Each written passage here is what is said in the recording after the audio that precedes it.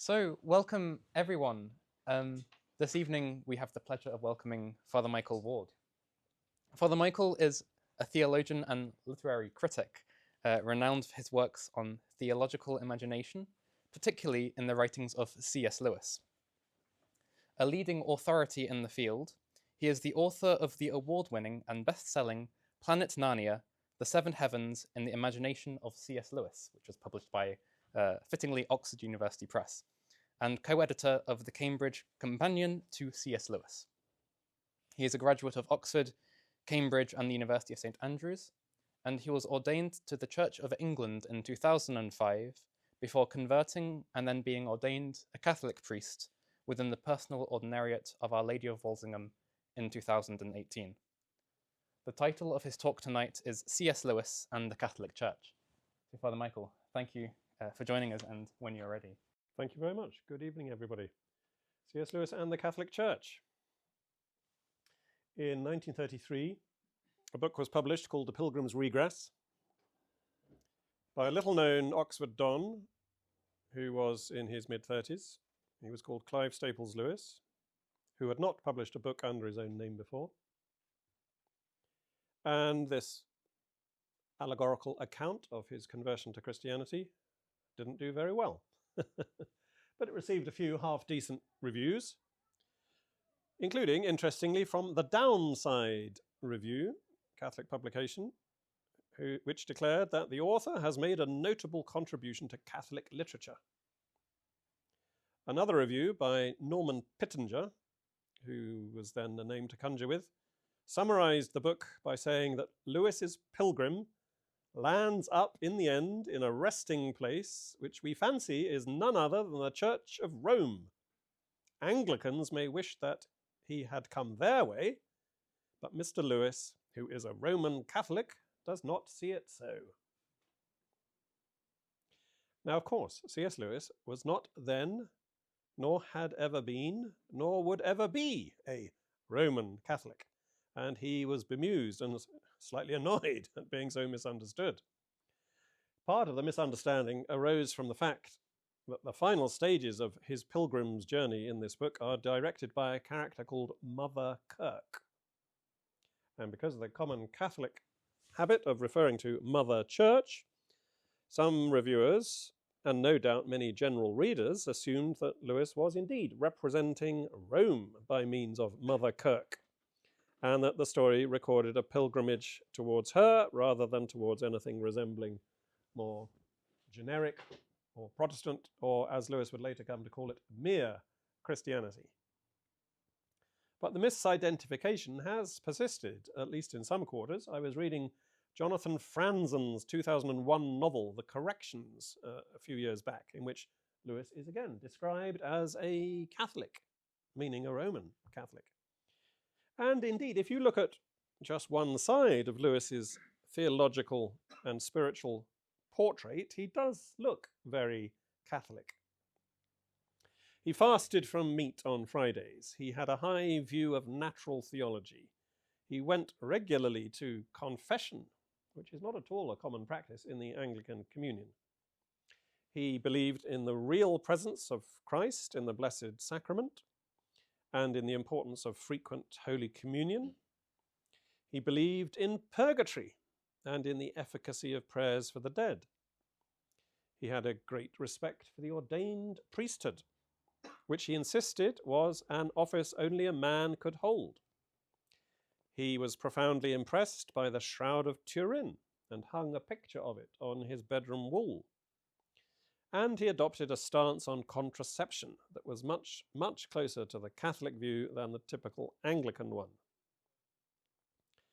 He had many Catholic friends, most famously, of course, J.R.R. Tolkien, about whom I will say a bit more later.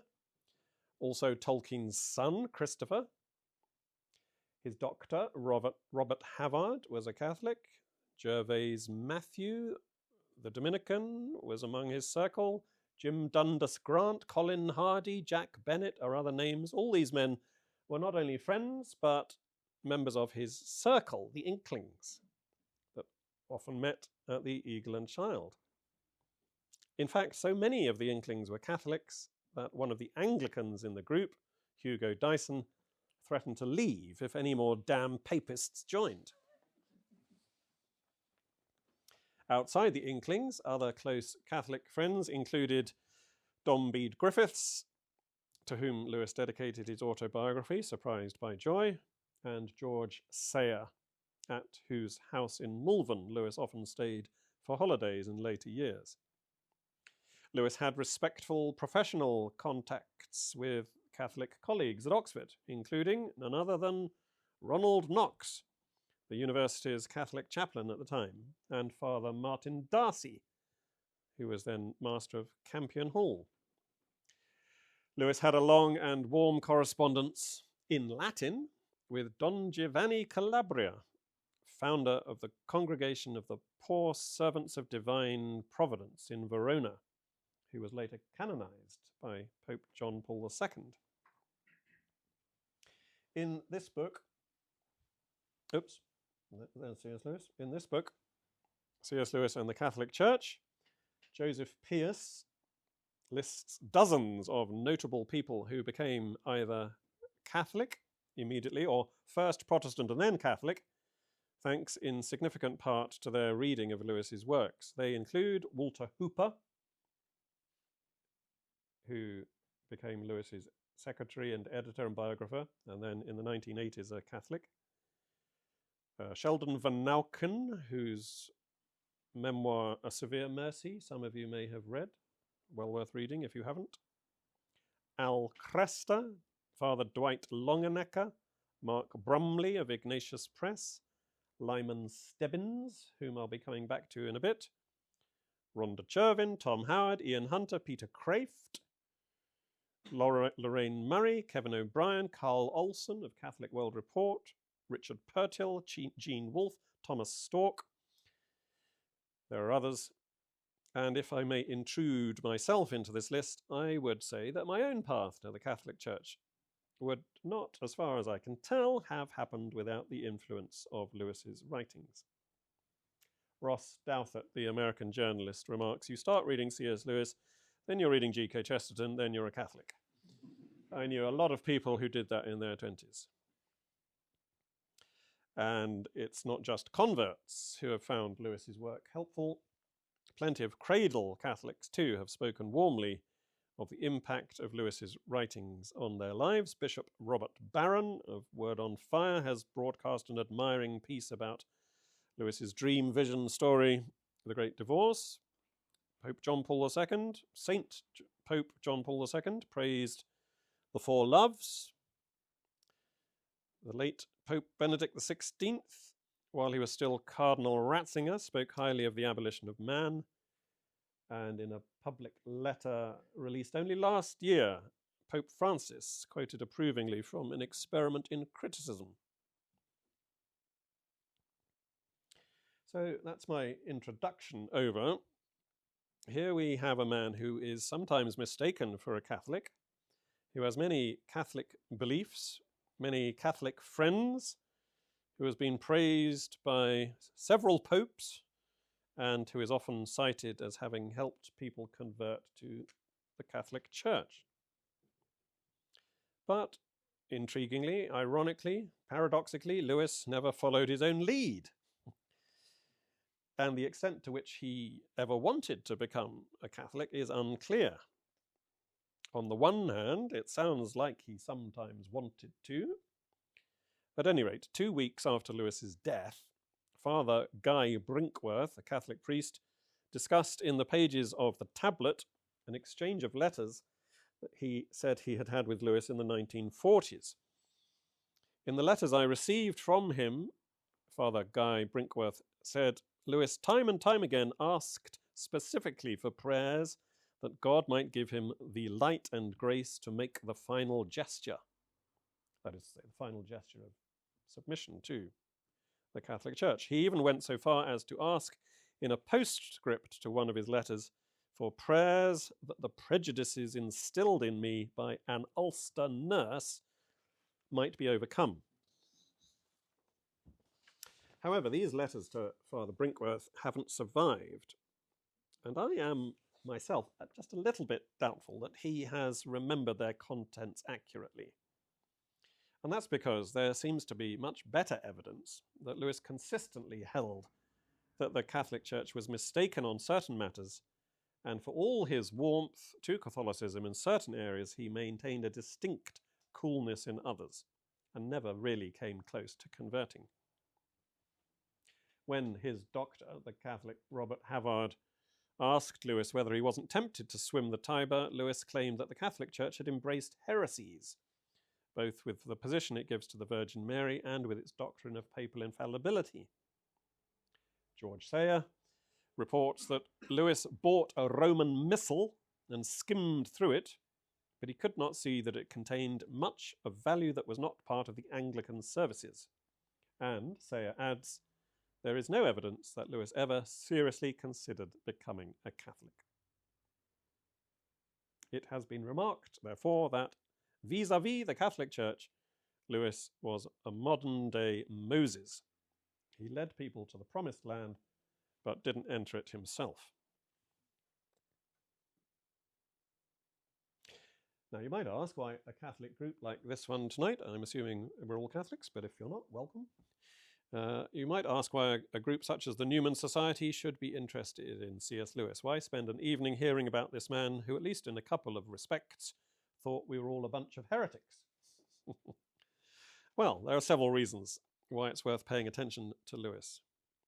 The first reason is general, the others are more particular to him. And the general reason is that if we Catholics pay attention only to fellow Catholics, we will be operating more narrowly than is advisable and more narrowly than the Catholic Church requires us to be. The Church recognizes the validity of the baptism of those who are not in full communion with the See of St. Peter.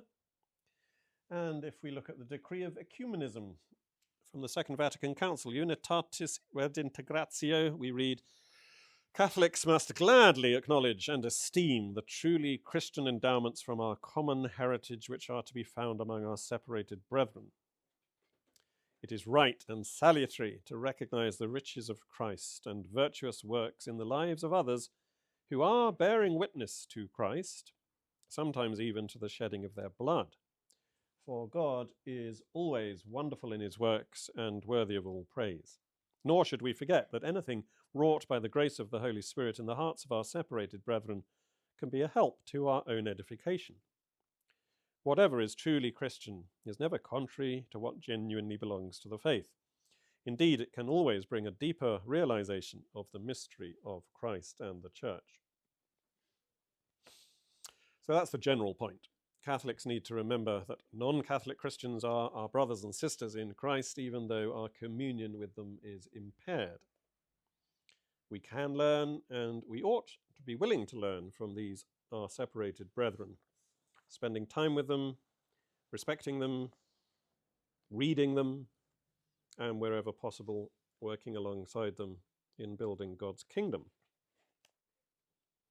And this is where we come to the first of the particular reasons why Lewis is someone worth paying attention to, because for all his doubts about Catholic teachings on Mary and the Pope, he also recognized Catholics as his brothers and sisters in the Lord and wished to do as much with them as he could, consistent with honesty about theological disagreement. So, for instance, in one of his letters to Don Giovanni Calabria, Lewis wrote this: "Be assured that for me, too, schism in the body of Christ is both a source of grief and a matter for prayers. It has always seemed to me that I should maintain as much fraternal intercourse as possible with all those who call themselves Christians.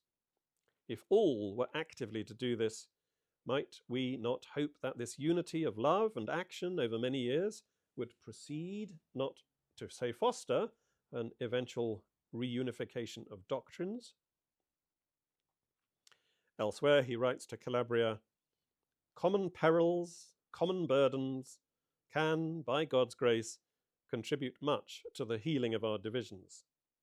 For those who suffer the same things from the same people for the same person, capital P, can scarcely not love each other. That they all may be one is a petition which in my prayers I never omit." Now, this ecumenism of charity, as it has been called, is all the more remarkable when we consider Lewis's upbringing, which took place in Belfast. He grew up in Ulster as part of a Protestant family. His grandfather, Thomas Hamilton, was an evangelical Anglican churchman who apparently never tired of deprecating the Catholic Church from his pulpit. On rainy days in his childhood, Lewis remembered his nurse saying, as he took his hand on a walk, "Now mind out there, Master Jack, and keep your feet out of the puddles. Look at it there, all full of dirty wee popes." He was born in Belfast in 1898, so well before Irish partition. The Irish problem was very much a live and indeed deadly issue for Lewis as he came to manhood. The Catholics, the Republicans, agitating for independence from the British Crown, would have been regarded in the Lewis household as not only mistaken theologically and ecclesiologically, but a danger to the integrity of Ireland, politically and socially. This was the cultural context in which he grew up. And his religious background in Ulster was something he frankly acknowledged in his autobiography, Surprised by Joy, when recording how his friendship with Tolkien got started in the 1920s here at Oxford. He says this: "Friendship with Tolkien marked the breakdown of two old prejudices. At my first coming into the world, I had been implicitly warned never to trust a papist, and at my first coming into the English faculty, explicitly never to trust a philologist. Tolkien was both." Now, Tolkien himself said that Lewis's residual hostility to all things papistical was the legacy of his upbringing in the north of Ireland. Lewis, Tolkien said, did not have an ulterior motive for distrusting the Catholic Church, but an ulterior motive. Be that as it may, it was in large part through friendship with Tolkien that Lewis became first a theist in the late 1920s and then a Christian fairly soon after. I mean, he'd been baptized and raised as a Christian, but had abandoned his faith in his early teens and had called himself an atheist for about 20 years. So thereafter, after Lewis became a practicing adult Christian in his early 30s, he settled down to a very conventional Anglicanism. And for the rest of his life, he attended his parish church, Holy Trinity, Headington Quarry, on the east side of the city. And it's there in the churchyard that his body was buried following his death in 1963. There's a lot more that could be said about Lewis's friendship with Tolkien, but for that, I direct you to Holly Ordway's fine book, Tolkien's Faith, a Spiritual Biography. One thing that Holly doesn't mention, however, in this book, because it came to light too late for her to include, is a letter that Tolkien wrote in 1969, so this is after Lewis's death, to someone called Michael Bell, who had himself just become a Catholic. Tolkien writes this. Hope you can read the small print. "It gives me great pleasure to hear that you became a Catholic, Mr. Bell. I myself was, as a small boy, brought out of the land of Egypt by a young, beautiful and gifted mother.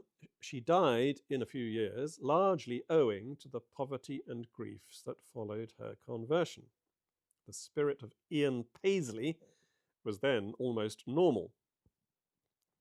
One must take comfort in the calming of the storm, Matthew 8, but it seems plain that the promise that the powers of darkness, gates of hell, shall not prevail is given only to that recognized and ordered institution, ecclesia, loyal to the see of Peter. Not, of course, that the free grace of God is withheld from any individual as such. A notable case was that of my dear friend C.S. Lewis, who arrived by degrees at a completely Catholic position with regard to our Lord and especially to the Blessed Sacrament, on which at any rate he declared that our church was right. He was, in fact, Pope in his own individual church, and I am sure God accepted him as that, though he remained hostile to the R.C. Church, and never, I think, ever alluded to Our Lady.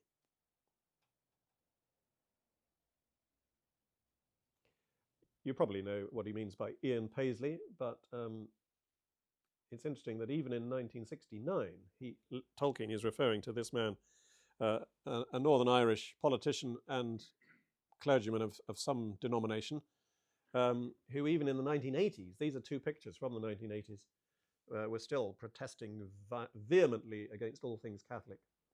That picture on the left says John Paul II, Antichrist. He held that up as John Paul II addressed the European Parliament. And on the right, you see him protesting the Pope's visit to Scotland.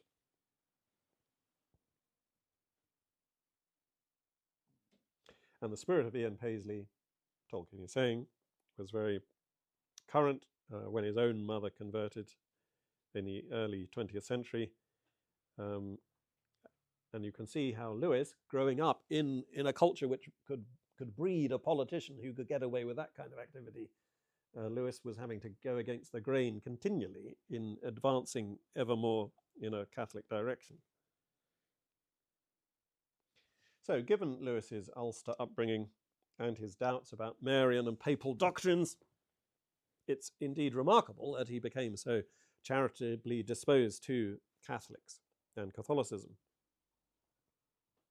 But then again, perhaps it is because of his Ulster upbringing that he learnt to see how very superficial are many religious disagreements. This insight informs what Lewis says through the character of Screwtape, his demonic tempter, who knows very well that especially the professionally religious, people like priests, the Pharisees, giving that term the broadest possible application, those who are supposed to be charged with leading the people in religious matters, it is we who are potentially the worst kind of sinners, because we ought to be examples of holiness. In other words, the most grievous fall is from the highest place. And it's for this reason that Screwtape proposes in his toast. I don't know if you've read Screwtape Proposes a Toast, but if you haven't, do. It's very good. It's for this reason that Screwtape proposes a toast to the college of tempters down in hell, while swilling in his glass a sound old vintage Pharisee. And he says this: "You know how this wine is blended? Different types of Pharisee have been harvested, trodden, and fermented together. Types that were most antagonistic to one another on earth. Some were all rules and relics and rosaries. Others were all drab clothes, long faces, and petty traditional abstinences from wine or cards or the theatre."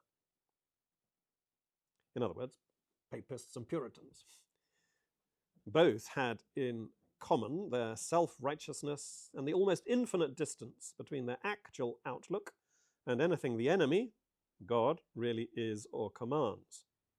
The wickedness of other religions was the really live doctrine in the religion of each. Slander was its gospel, and denigration its litany. It will be an ill day for us if what most humans mean by religion ever vanishes from the earth. It can still send us the truly delicious sins.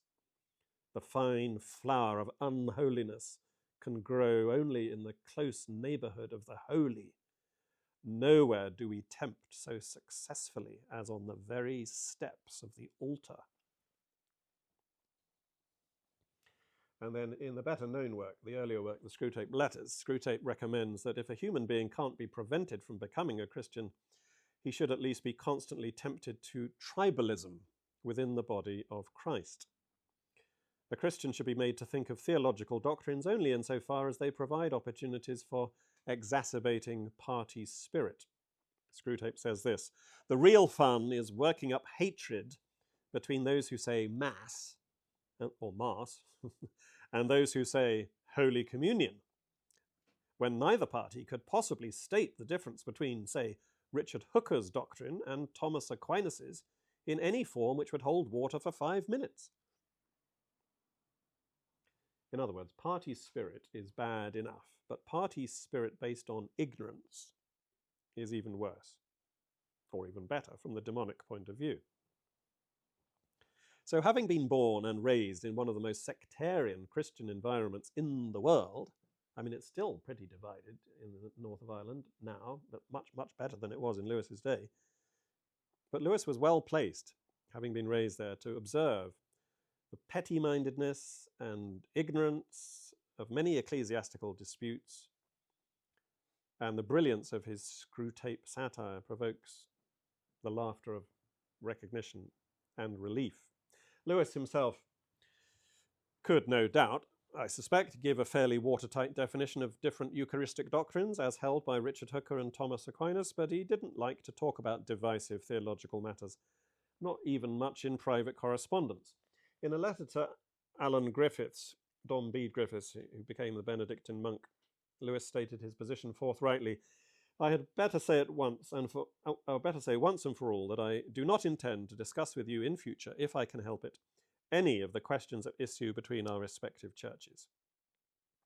I do not think there is anything distressing for either of us in agreeing to be silent on this matter. When all is said, and truly said, about the divisions of Christendom, there remains, by God's mercy, an enormous common ground. It is abstaining from one tree in the whole garden. One tree in the garden. That allusion to the Garden of Eden, it would appear, is meant to make us think that Lewis regards discussion of controversial issues to be itself, at least potentially, a kind of sin. And elsewhere he characterizes it in terms of a dogfight. Disputations, he once said, do more to aggravate schism than to heal it. He operated on the principle of least said, soonest mended. If it's not necessary to talk about such divisive matters, it's necessary not to talk about such divisive matters. Now, I ought to add that another reason for Lewis's deep suspicion of religious controversy and controversialists, and how they are very often a smokescreen for other much more worldly concerns, was his professional expertise as a literary historian.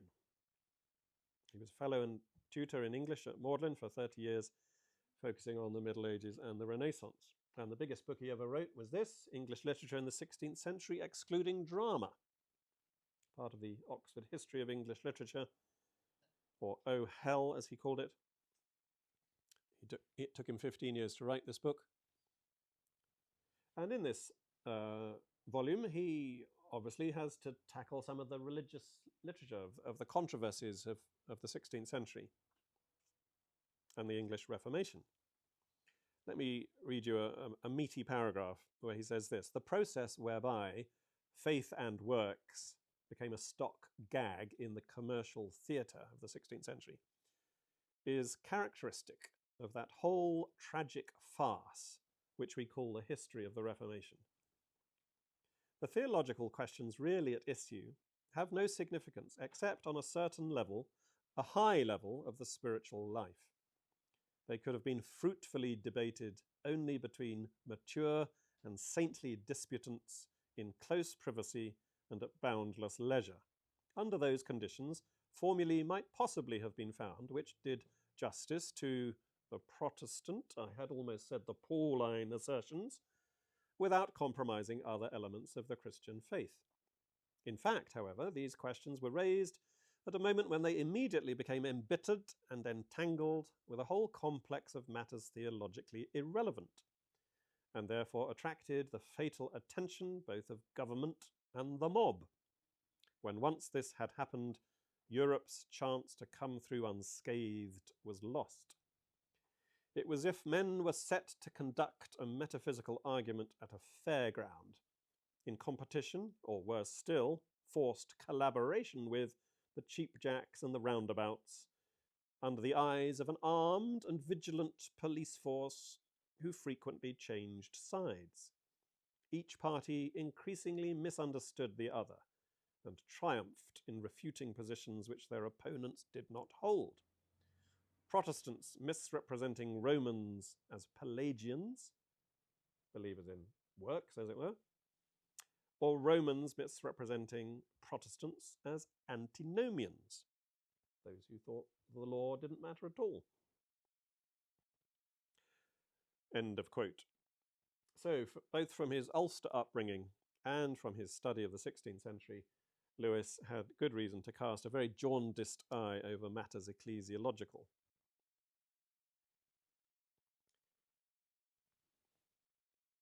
He saw how easily and how unnecessarily theological questions became proxies or stalking horses for matters of tribal dispute, merely tribal dispute.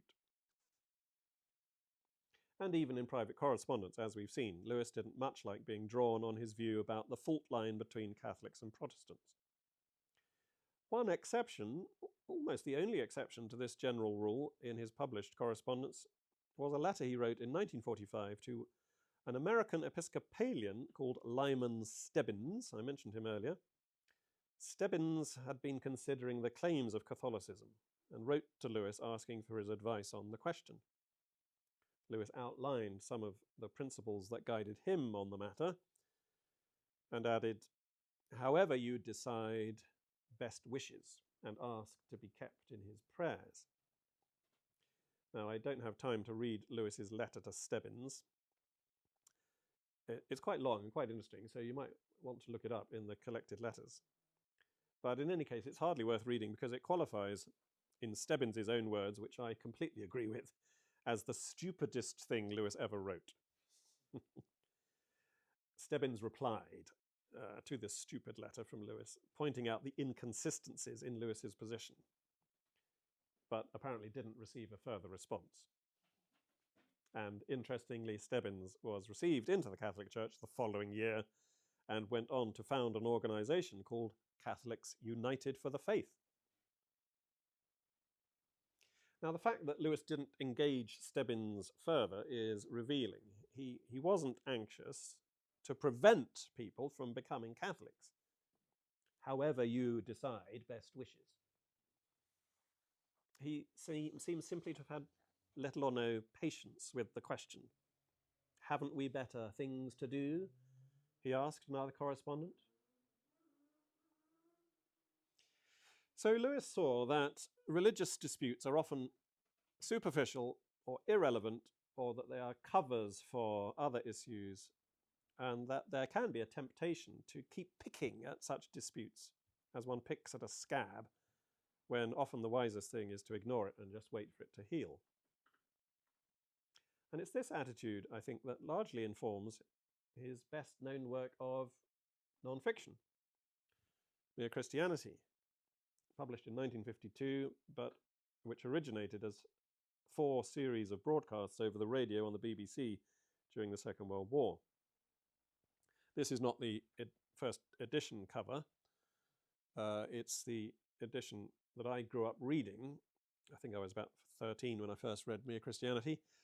And I like the cover art very much. Tony Mewison, the artist who designed all of Lewis's books for Collins in those years, has done an interesting job here. We might come back to this picture later. If I forget, would someone mention it during the Q&A? It's sort of revealing, I think. Now, Mere Christianity is probably the work most people immediately think of when the subject of Lewis as a Christian apologist comes up. And although it's his best-known work of Christian apologetics, it's interesting to note that he never set out with the intention of writing a book defending the faith. It just grew more or less organically from those series of broadcasts that the BBC asked him to do. It just incrementally expanded. And the title, Mere Christianity, was never mentioned anywhere in the earlier stages of the work. Mere Christianity was just a title imposed upon these rather diverse materials after they had been produced. But in the published book, he zeroes in on this term, Mere Christianity, and makes it really the governing principle for the work, the prism through which he wishes the book to be viewed. He says this: "Ever since I became a Christian, I've thought that the best, perhaps the only service I could do for my unbelieving neighbours was to explain and defend the belief that has been common to nearly all Christians at all times. I had more than one reason for thinking this. In the first place, the questions which divide Christians from one another often involve points of high theology or even of ecclesiastical history, which ought never to be treated except by real experts. And secondly, I think we must admit that the discussion of these disputed points has no tendency at all to bring an outsider into the Christian fold.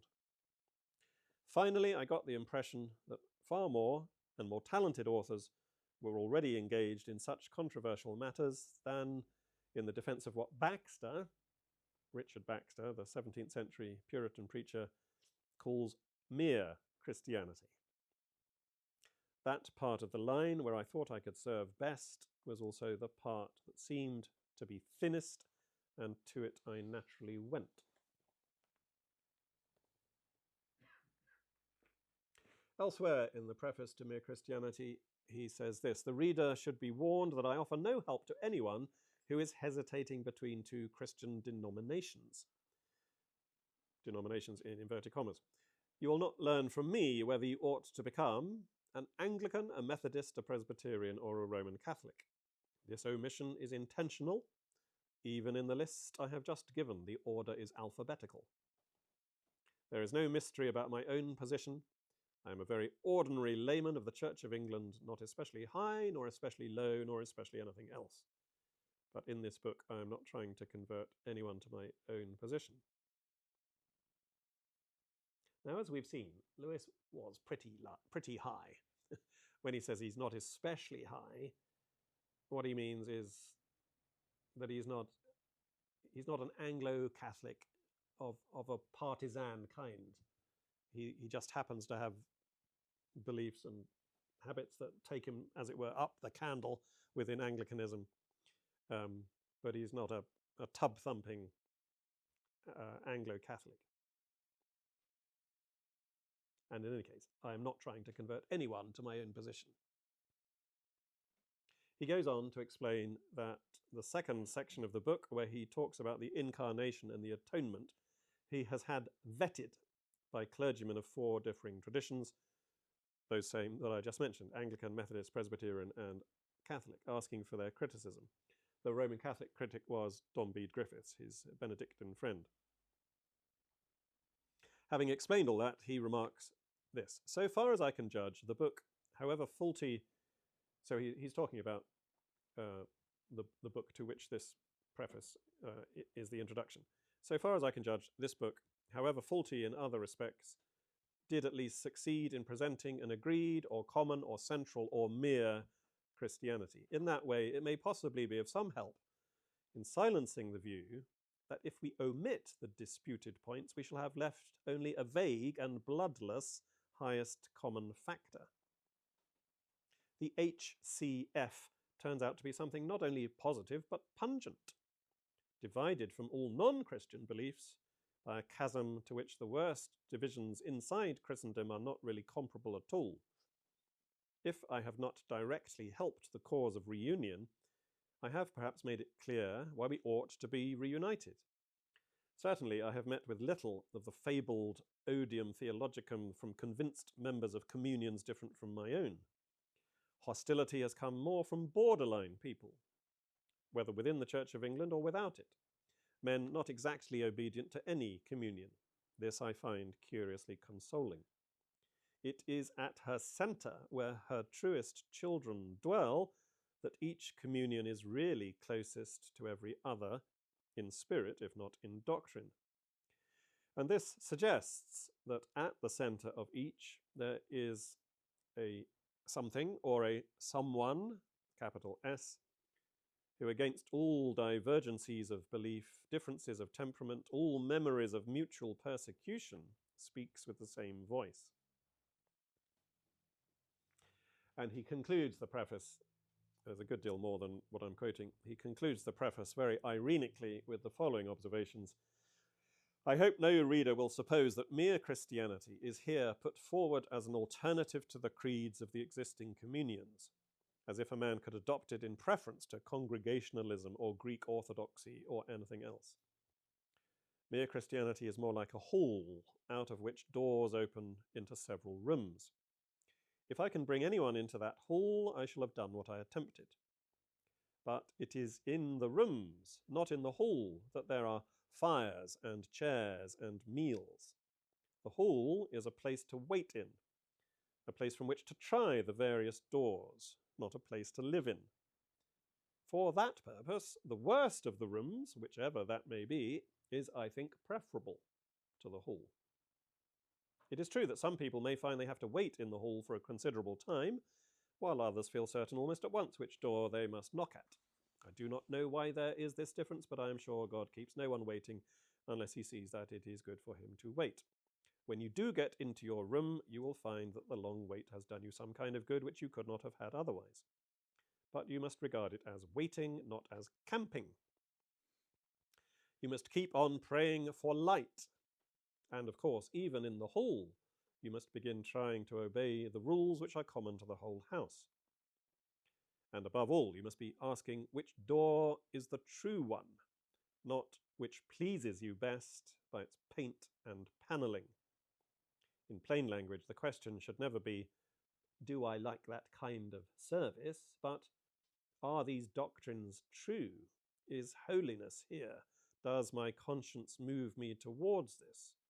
Is my reluctance to knock at this door due to my pride or my mere taste or my personal dislike of this particular doorkeeper? When you have reached your own room, be kind to those who have chosen different doors and to those who are still in the hall. If they are wrong, they need your prayers all the more. And if they are your enemies, then you are under orders to pray for them. That is one of the rules common to the whole house. End of preface. Now, this is very charitable, this is very tolerant, this is very respectful, and it may work. It evidently does work, has worked as an evangelistic strategy. Mere Christianity has been fundamentally important in numerous conversions to Christianity, Protestant or otherwise. But it doesn't, in my view, actually stand up to much questioning from an ecclesiological point of view. But I'm not here to talk about Lewis and ecclesiology. I'm here to talk about Lewis and the Catholic Church. So let's leave that question to one side. And let me finish, what is the time? Let me finish by reading to you part of an address Lewis wrote entitled Christian Reunion. An Anglican Speaks to Roman Catholics, now published in this book. It was written in the mid-1940s. We don't know which group of Catholics Lewis was speaking to, and it was never published during Lewis's lifetime. Here's just a little bit from that talk, which I think is relevant for our discussion tonight. He says, I've been asked to write on Christian reunion, but I'm afraid that what I have to say will amount to little more than a rough analysis of the actual disunity and a suggestion as to how most of us ought to behave while our tragic and sinful divisions continue. I will begin by saying that, whether for good or ill, the nature of the disunity has changed with the centuries. This is the literary historian speaking. It has become more strictly or clearly theological. I have been well placed for noticing this because I grew up in a very archaic society, that of Northern Ireland, amidst conditions which had even then long since passed away in England. I have thus had a glimpse of the old disunity, the kind that descended from the 16th century. In it, the strictly theological differences were hopelessly entangled with differences of nationality, class, politics, and the less essential differences of ritual. I do not suggest that all differences of ritual are unessential. They were also very embittered. A Protestant mother whose son turned from atheism to Rome, or a Roman mother whose son turned from atheism to Protestantism, would both have felt, I think, simple grief. And you see this, don't you, with reference to with John Henry Newman, whose sister never spoke to him again after he became a Catholic. Lewis goes on, that state of affairs has passed away. The difficulty that remains, and which becomes sharper as it becomes narrower, is our disagreement about the seat and nature of doctrinal authority, capital A. The real reason, I take it, why you Catholics, cannot be in communion with us Anglicans is not your disagreement with this or that particular Protestant doctrine, so much as the absence of any real doctrine in your sense of the word at all. It is, you feel, like asking a man to say he agrees not with a speaker, but with a debating society. And the real reason why I cannot be in communion with you is not my disagreement with this or that Roman doctrine, but that to accept your church means not to accept a given body of doctrine, but to accept in advance any doctrine your church hereafter produces. It is like being asked to agree not only to what a man has said, but to what he's going to say. I know no way of bridging this gulf, nor do I think it is the business of the private layman to offer much advice on bridge building to his betters. My only function as a Christian writer is to preach mere Christianity, and not ad clarem, not to the clergy, not to the theologically trained, but ad populum, to the people. Any success that has been given me has, I believe, been due to my strict observance of those limits. By attempting to do otherwise, I should only add one more recruit, and a very ill-qualified recruit, to the ranks of the controversialists. After that, I should be no more use to anyone. I have, however, he goes on, a strong premonition as to the way in which reunion will not come. It will not come at the edges. For the odd thing is that the nearer you get to the heart of each communion, the less you notice its difference from the other. When we find a certain heavenly unity existing between really devout persons of differing creeds, a mutual understanding and even a power of mutual edification which each may lack towards a lukewarm member of his own denomination, we must ascribe this to the work of Christ, who, in the erroneous one, sterilizes his errors and inhibits the evil consequences they would naturally have. If ye drink any deadly thing, it shall not hurt you, and opens the eyes of the other party to all the truths mingled in his friend's errors, which are, of course, likely to be truths he particularly needs. So those are some words from Christian Reunion. Let me conclude by talking about another thing that John Paul II said. This to Walter Hooper. Hooper became, as I say, Lewis's editor and biographer, and Hooper had a little chat with John Paul II in Rome in the 1980s, and the Polish Pope said to Hooper, knowing that Hooper was Lewis's secretary and biographer, he said to Hooper, C.S. Lewis, he knew what his apostolate was. And he did it. Walter always loved to repeat this and the emphatic way in which the Pope said, and he did it. Millions of people around the world, and not a few in this room, I suspect, have reason to be grateful for that fact. We can gladly acknowledge and esteem what was wrought in Lewis by the grace of the Holy Spirit, as the decree on ecumenism advises. May it help bring us to a deeper realization of the mystery of Christ and his church. Thank you very much.